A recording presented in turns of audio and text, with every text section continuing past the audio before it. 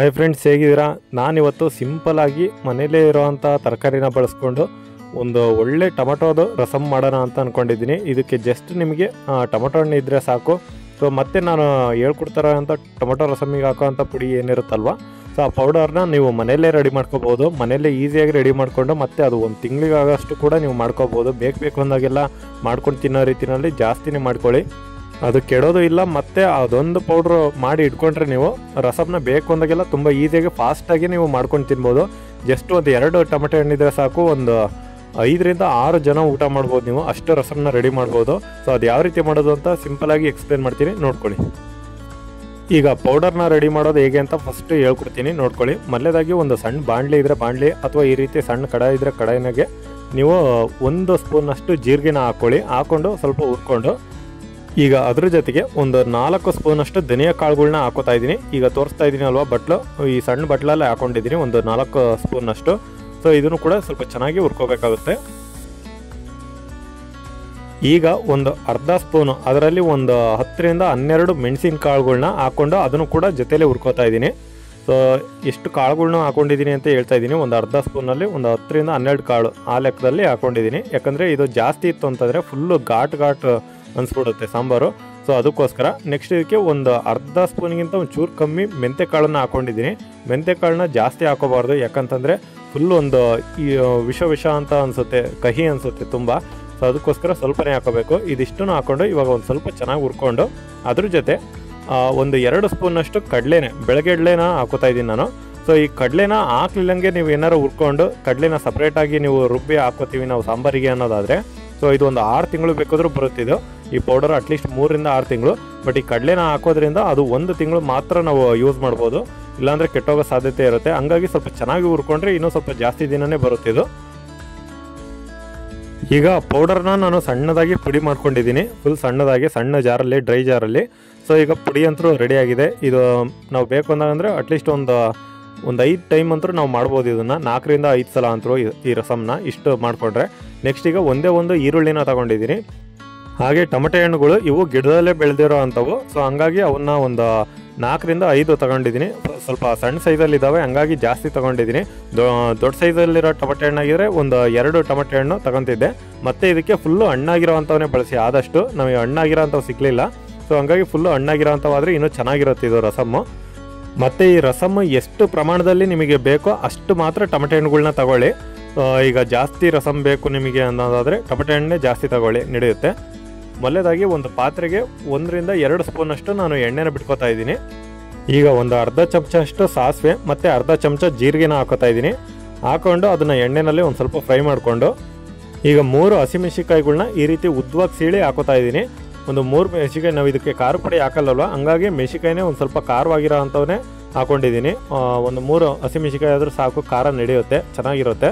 So ಇದನ್ನು ಕೂಡ ಒಂದು ಸ್ವಲ್ಪ ಫ್ರೈ ಮಾಡ್ಕೊಂಡು, ಇದಕ್ಕೆ ಈಗ ಒಂದು ಈರುಳ್ಳಿನ ನಾನೇನು ತೋರಿಸಿದ್ನಲ್ವ ಅದನ್ನ ಸಣ್ಣದಾಗಿ ಹೆಚ್ಚಿ ಹಾಕೋತಾ ಇದ್ದೀನಿ. ಸೊ ಈ ಪದಾರ್ಥನ ಈರುಳ್ಳಿ ಮತ್ತು ಟೊಮೆಟೊ ಹಣ್ಣು ಎರಡೂ ಕೂಡ ಸಣ್ಣದಾಗಿ ಹೆಚ್ಚಿ ಹಾಕೋಬೇಕು, ಯಾಕಂದರೆ ನಾವು ಮಾಡ್ತಾ ಇರೋ ಸಾಂಬಾರಲ್ಲ ರಸಮ್ಮು. ಸೊ ಹಂಗಾಗಿ ಎಲ್ಲ ಸಣ್ಣದಾಗಿ ಹೆಚ್ಚಿರ್ಬೇಕು. ಏನು ಈ ಮೆಣಸಿಕಾಯಿ ಒಂದು ಅಷ್ಟೇ ನಾನು ಉದ್ದವಾಗಿ ಸೀಳಿ ಹಾಕ್ಕೊಂಡಿರೋದು ದೊಡ್ಡದಾಗಿ. ಸೊ ಇದನ್ನು ಕೂಡ ಒಂದು ಸ್ವಲ್ಪ ಒಂದು ಮೀಡಿಯಮ್ ಫ್ರೈ ಮಾಡ್ಕೋತಾ ಇದ್ದೀನಿ. ಈಗ 1 ಸ್ಪೂನಷ್ಟು ಶುಂಠಿ ಬೆಳ್ಳುಳ್ಳಿ ಪೇಸ್ಟನ್ನು ಹಾಕೋತಾ ಇದ್ದೀನಿ, ಅದನ್ನು ಕೂಡ ಒಂದು ಸ್ವಲ್ಪ ಫ್ರೈ ಮಾಡ್ಕೋತಾ ಇದ್ದೀನಿ. ಈಗ ಸ್ವಲ್ಪ ಕರಿಬೇವುಗಳನ್ನ ಹಾಕೋತಾ ಇದ್ದೀನಿ. ಇವು ಒಣಗಿರೋ ಅಂತ, ನಾವು ಒಣಗಿಸಿರೋ ಅಂಥ ಕರಿಬೇವುಗಳು, ಯಾಕಂದರೆ ಫ್ರೆಶ್ ಈಗ ನಮ್ಮ ಹತ್ರ ಗಿಡನೂ ಇಲ್ಲ, ಇಲ್ಲಿ ಸದ್ಯ ಹತ್ರ ಸಿಗೋದಿಲ್ಲ. ಸೊ ಹಂಗಾಗಿ ಈಗ ಅರ್ಜೆಂಟ್ ವೀಡಿಯೋ ಮಾಡೋಕ್ಕೋಸ್ಕರ ನಮ್ಮ ಮನೆಯಲ್ಲೇ ಇದ್ದಂಥ ಡ್ರೈ ಏನು ಎಲೆಗಳು ಇರ್ತಾವಲ್ವ, ಸೊ ಒಣಗಿ ಸಿಕ್ಕೊಂಡಿರ್ತೀವಿ ಯಾವಾಗಲೂ, ಎನಿ ಟೈಮು ಬೇಕಾಗುತ್ತೆ ಅನ್ನೋ ಕಾರಣಕ್ಕೆ ಅವನ್ನೇ ಹಾಕ್ತಾಯಿದ್ದೀನಿ. ಆದಷ್ಟು ಫ್ರೆಶ್ ಹಾಕಿದರೆ ಇನ್ನೂ ಚೆನ್ನಾಗಿರುತ್ತೆ, ಟೇಸ್ಟು ಕೂಡ ಒಳ್ಳೆ ಸಖತ್ತಾಗೇ ಬರುತ್ತೆ. ಸೊ ಹಂಗಾಗಿ ಒಂದು ಸ್ವಲ್ಪ ಕರಿಬೇವನ್ನ ಹಾಕ್ಕೊಂಡಿದ್ದೀನಿ, ಅದನ್ನು ಕೂಡ ಫ್ರೈ ಮಾಡಿಕೊಂಡು, ಈಗ ನಾನೇನು ಟೊಮೆಟೊ ಹಣ್ಣುಗಳನ್ನ ತೋರಿಸಿದ್ನಲ್ವ ಅವನ್ನೆಲ್ಲನೂ ಕೂಡ ಸಣ್ಣದಾಗಿ ಹೆಚ್ಚಿ ಹಾಕ್ಕೊಂಡಿದ್ದೀನಿ. ಸೊ ಹಾಕ್ಕೊಂಡು ಇವಾಗ ಟೊಮೆಟೊ ಹಣ್ಣು ಮಾತ್ರ ಚೆನ್ನಾಗಿ ಫ್ರೈ ಮಾಡಬೇಕು ನೀವು, ಇದರಲ್ಲಿ ಫುಲ್ಲು ಮೆತ್ತಗಾಗಬೇಕು, ಅಲ್ಲಿವರೆಗೂ ಚೆನ್ನಾಗಿ ಫ್ರೈ ಮಾಡಬೇಕು.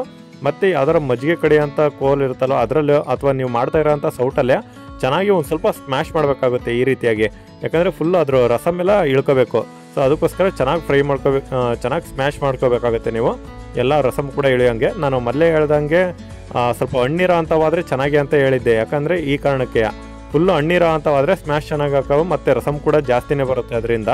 ಸೊ ಅದಕ್ಕೋಸ್ಕರ ಸೊ ಇವಾಗ ಎಲ್ಲ ಚೆನ್ನಾಗಿ ಒಂದು ಸ್ವಲ್ಪ ಫ್ರೈ ಮಾಡ್ಕೊಳ್ಳಿ ಇದನ್ನು. ಈಗ ಒಂದು 1/4 ಚಮಚ ಅರಿಶಿನ ಪುಡಿನ ಸೇರಿಸ್ತಾ ಇದ್ದೀನಿ ಇದಕ್ಕೆ. ನೆಕ್ಸ್ಟ್ ನಾನು ಇವಾಗ ಏನು ಪೌಡರ್ನ ರೆಡಿ ಮಾಡಿ ಇಟ್ಕೊಂಡಿದ್ನಲ್ವ ಅದನ್ನು 1.5 ಸ್ಪೂನ್ನಷ್ಟು ಹಾಕ್ತಾ ಇದ್ದೀನಿ. ಸೊ ಇನ್ನೂ ಜಾಸ್ತಿ ಹಾಕಿದರೆ ಇನ್ನೂ ಟೇಸ್ಟ್ ಚೆನ್ನಾಗೇ ಬರುತ್ತೆ. ಸೊ ನನಗೆ 1.5 ಸ್ಪೂನು ಸಾಕು, ಈಗ ಒಂದು ಮೀಡಿಯಮ್ ಟೇಸ್ಟ್ ಇರಲಿ ಅನ್ನೋ ಕಾರಣಕ್ಕೆ. ಸೊ ಅದನ್ನ ಹಾಕ್ಕೊಂಡು ಇವಾಗ ಒಂದು ಸ್ವಲ್ಪ ಈಗ ಒಗ್ಗರಣೆ ಆಗೋ ರೀತಿಯಲ್ಲಿ ಒಂದು ಸ್ವಲ್ಪ ಫ್ರೈ ಮಾಡ್ಕೊತಾ ಇದ್ದೀನಿ ಚೆನ್ನಾಗಿ.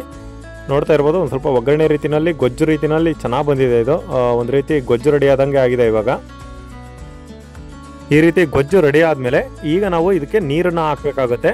ಸೊ ನೀರು ಎಷ್ಟಪ್ಪ ಅಂತಂದರೆ ನಿಮ್ಗೆ ಎಷ್ಟು ಬೇಕೋ ಅಷ್ಟನ್ನು ಹಾಕೊಳ್ಳಿ. ಮತ್ತು ಹಂಗಂತ ಫುಲ್ ನೀರು ಹಾಕಿ ಕೆಡ್ಸೋಕೆ ಹೋಗ್ಬೇಡಿ. ಅದಕ್ಕೊಂದು 3 ಗ್ಲಾಸ್ ಅಷ್ಟು ನಾನು ನೀರನ್ನು ಹಾಕ್ಕೊಂಡಿದ್ದೀನಿ ಇಷ್ಟು ಒಗ್ಗರಣೆಗೆ. ಸೊ ಯಾಕೆ ಅಂತಂದರೆ ಫುಲ್ ನೀರಾದರೆ ಟೇಸ್ಟ್ ಹೋಗ್ಬಿಡುತ್ತೆ, ಫುಲ್ ಕಡಿಮೆ ಆದರೆ ಅದು ಸಾಂಬಾರು ರೀತಿ ಗಟ್ಟಿ ಆಗಿಬಿಡುತ್ತೆ. ಸೊ ಅದಕ್ಕೋಸ್ಕರ ನಾನು ಒಂದು ಮೀಡಿಯಮ್ ಆಗಿ ನೋಡಿಕೊಂಡು ಮಸಾಲೆಗೆ ಅದು ಒಗ್ಗರಣೆಗೆ ಎಷ್ಟು ಬೇಕೋ ಅಷ್ಟು ನೀರನ್ನು ಹಾಕ್ಕೊಂಡಿದ್ದೀನಿ. ಈಗ ಕೆಲಸ ಇಲ್ಲಿಗೆ ಮುಗಿಲಿಲ್ಲ. ಈಗೇನಪ್ಪ ಅಂತಂದರೆ ಹುಣಸೆ ಹುಳಿನ ಹಾಕೋತಾ ಇದ್ದೀನಿ ನಾನು. ಸೊ ಒಂದು 2 ಇಂಚಷ್ಟು ಹುಣಸೆ ಹಣ್ಣನ್ನು ತಗೊಂಡು ಒಂದು ನಿಂಬೆಹಣ್ಣು ಗಾತ್ರದಷ್ಟು ಸೊ ಆ ಹುಳಿನ ಇಂಟ್ಕೊಂಡಿದ್ದೀನಿ. ಇವಾಗ ಇದಕ್ಕೆ ಹುಳಿ ತುಂಬಾ ಮುಖ್ಯ. ಸೊ ಹಂಗಾಗಿ ಈ ಹುಣಸೆ ಹಣ್ಣು ಹುಳಿ ಇರಲೇಬೇಕು, ಇದಿಲ್ಲ ಅಂತಂದರೆ ಮಾಡೋದೇ ವೇಸ್ಟ್ ನೀವು. ಸೊ ಈಗ ನೆಕ್ಸ್ಟ್ ಅದಕ್ಕೆ 1 ಸ್ಪೂನಷ್ಟು ನಾನು ಉಪ್ಪನ್ನ ಹಾಕ್ಕೊಂಡಿದ್ದೀನಿ. ಈಗ ಟೇಸ್ಟ್ ಬೇಕಲ್ವಾ, ಸೊ ಅದಕ್ಕೋಸ್ಕರ. ಈಗ ಇದಕ್ಕೆ ಒಂದು ಸ್ವಲ್ಪ ಬೆಲ್ಲದ ಚೂರುಗಳನ್ನ ಹಾಕೋತಾ ಇದ್ದೀನಿ. ಈ ಬೆಲ್ಲನ ಕೆಲವರು ಇಷ್ಟಪಡಲ್ಲ, ಖಾರವಾಗಿ ಈ ರಸಮ್ನ ಇಷ್ಟಪಡ್ತಾರೆ. ಇನ್ನು ಕೆಲವರು ಆಲ್ಮೋಸ್ಟ್ ರೆಡ್ಡೀಸು ಅವ್ರು ಏನಿರ್ತಾರಲ್ವ ಬೆಲ್ಲ ಹಾಕ್ತಾರೆ ಇದಕ್ಕೆ, ಯಾಕಂತಂದರೆ ಅವರು ಸ್ವಲ್ಪ ಸ್ವೀಟ್ ಇಷ್ಟಪಡ್ತಾರೆ. ಹಂಗಾಗಿ ಇನ್ನು ಕೆಲವರು ತುಂಬ ಜನ ಸ್ವೀಟನ್ನು ಇಷ್ಟಪಡ್ತಾರೆ, ಯಾರೇ ಆಗಿರಲಿ. ಸೊ ಅದಕ್ಕೋಸ್ಕರ ಒಂದು ಸ್ವಲ್ಪ ಬೆಲ್ಲ ಹಾಕಿ ಟ್ರೈ ಮಾಡ್ತಾಯಿದ್ದೀನಿ. ನಾನು ಯಾವಾಗಲೂ ರಸಮ್ ಮಾಡ್ಕೋಬೇಕಾದ್ರೆ ಬೆಲ್ಲನ ಹಾಕೋದಿಲ್ಲ, ಬಟ್ ವೀಡಿಯೋಗೋಸ್ಕರ ಬೆಲ್ಲ ಹಾಕಿ ಮಾಡಿದರೆ ಯಾವ ರೀತಿ ಇರುತ್ತೆ ಟೇಸ್ಟು ಅನ್ನೋದನ್ನು ನೋಡೋಕ್ಕೋಸ್ಕರ ಹಾಕಿದ್ದೀನಿ.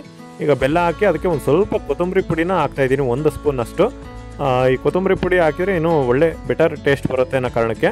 ಆಲ್ರೆಡಿ ನಾವು ಕೊತ್ತಂಬರಿ ಕಾಳು ಹಾಕಿ ಹುರಿದಿರೋಂಥ ಮಸಾಲೆನ ಹಾಕಿರ್ತೀವಿ, ಬಟ್ ಆದರೂ ಕೂಡ ಈ ಕೊತ್ತಂಬರಿದು ಏನು ಫ್ಲೇವರ್ ಇರುತ್ತಲ್ವ ಅದು ಟೇಸ್ಟ್ ಸಖತ್ತಾಗಿರುತ್ತೆ. ಸೊ ಅದಕ್ಕೋಸ್ಕರ 1 ಸ್ಪೂನು ಧನಿಯಾ ಪುಡಿನ ಹಾಕಿದ್ದೀನಿ. ಈಗ ಲಾಸ್ಟಲ್ಲಿ ನಾನು ಒಂದು ಸ್ವಲ್ಪ ಕೊತ್ತಂಬರಿಯಿಂದ ಡೆಕೋರೇಷನ್ ಮಾಡ್ತಾಯಿದ್ದೀನಿ. ಈ ಕೊತ್ತಂಬರಿ ಹಾಕಿ ಇದೇ ಲಾಸ್ಟ್ ಐಟಮು ಇದಕ್ಕೆ ಹಾಕೋದು. ಸೊ ಇದನ್ನು ಹಾಕ್ಬಿಟ್ಟು ಇವಾಗ ಒಂದು ಸ್ವಲ್ಪ ಮಿಕ್ಸ್ ಮಾಡಿ ಆ ರಸಮ್ ಜೊತೆಗೆ ಕುದಿಯೋದಕ್ಕೆ ಬಿಟ್ಬಿಟ್ರೆ ಇಲ್ಲಿಗೆ ಮುಗೀತು ಅಂತಲೇ ಅರ್ಥ. ಸೊ ಈಗ ಒಂದು ಸ್ವಲ್ಪ ಹೈ ಫ್ಲೇಮ್ ಇಟ್ಕೊಂಡು ಮಾಡ್ತಾಯಿದ್ದೀನಿ. ಇಷ್ಟು ತನಕ ಲೋ ಫ್ಲೇಮಲ್ಲೇ ಇಟ್ಕೊಂಡಿದ್ದೆ, ಯಾಕಂತಂದರೆ ನಿಧಾನವಾಗಿ ಬರಲಿ ತೋರ್ಸೋಕ್ಕೆ ಚೆನ್ನಾಗಾಗುತ್ತೆ ವೀಡಿಯೋ ಅನ್ನೋ ಕಾರಣಕ್ಕೆ. ಸೊ ಈಗ ಕುದೀತಾ ಇದೆ ಇದು. ಈ ರೀತಿ ಕುದಿ ಬಂತು ಅಂತಂದರೆ ಇಲ್ಲಿಗೆ ರಸಮ್ ರೆಡಿ ಆಯಿತು ಅಂತಲೇ ಅರ್ಥ ಇದು. ಸೊ ನೋಡ್ತಾ ಇರ್ಬೋದು ಯಾವ ರೀತಿ ಜೋಗ ಜಲಪಾತದ ರೀತಿಯಲ್ಲಿ ಹರಿತಾ ಇದೆ ಅದು. ಸೊ ಈ ರೀತಿಯಾಗಿ ರಸಮ್ ರೆಡಿಯಾಗಿದೆ, ಸಖತ್ತಾಗಿದೆ ಟೇಸ್ಟು. ಬೆಲ್ಲ ಹಾಕಿದರೂ ಕೂಡ ಫ್ಲೇವರ್ ಮಾತ್ರ ಇನ್ನೂ ಖಾರವಾಗಿ ಒಬ್ಬರು ಇಷ್ಟಪಡ್ತಾರಲ್ವ, ಸೊ ಅದು ಕೂಡ ಚೆನ್ನಾಗಿರುತ್ತೆ. ಈ ರೀತಿ ಬೆಲ್ಲ ಹಾಕಿ ಸ್ವಲ್ಪ ಸ್ವೀಟ್ನೆಸ್ ಇದ್ರೂ ಕೂಡ ಚೆನ್ನಾಗಿರುತ್ತೆ. ಸೊ ಇಲ್ಲಿಗೆ ನಮ್ಮ ರಸಮ್ಮು ರೆಡಿಯಾಗಿದೆ ಇವಾಗ. ಸೊ ಇದು ತುಂಬ ಸಿಂಪಲ್ಲು. ಆ ಪುಡಿನ ಒಂದ್ಸಲ ರೆಡಿ ಮಾಡಿ ಇಟ್ಕೊಂಡ್ರೆ ಸಾಕು. ನೀವು ಈ ರೀತಿಯಾಗಿ ಬೇಕಾದಂಗೆ ನೀವು ಮಾಡಿಕೊಂಡು ಊಟ ಮಾಡ್ಬೋದು. ಸೊ ಈ ವಿಡಿಯೋ ನಿಮಗೆಲ್ಲ ಇಷ್ಟ ಆಗಿರೋ ಈ ರೆಸಿಪಿ ನಿಮಗೆಲ್ಲ ಇಷ್ಟ ಆಗಿದ್ರೆ ನನ್ನ ಚಾನಲ್ಗೆ ಫಸ್ಟ್ ಸಬ್ಸ್ಕ್ರೈಬ್ ಆಗಿ ಹಾಗೆ ಲೈಕ್ ಮಾಡಿ. Thanks for watching.